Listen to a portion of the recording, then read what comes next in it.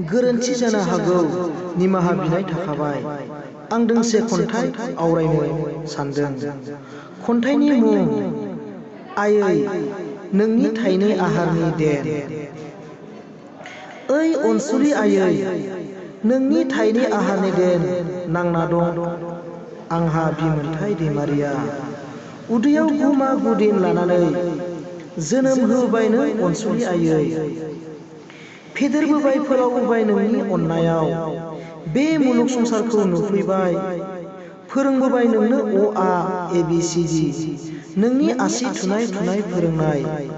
रोंबोबाय आंबो नोंनि अननायाव एसेब्लाबो बिए आनजादखौ उथ्रिसारबाय।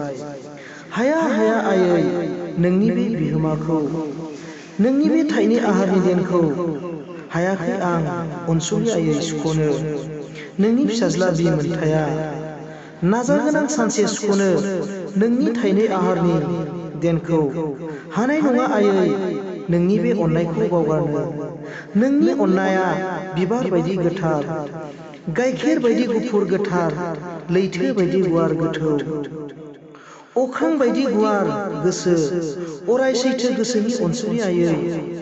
नोंनि मेगनाव मोदै नुब्ला माब्लाबाबो थानो हाया आं अनसुलि आयै।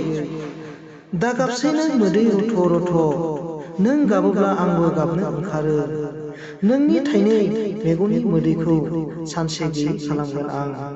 आंनि जिउ अनसुलि आयै थाइनै आहारनि देनखौ सुस्रांगोन आं सानसे गुफुं मानसि जानानै।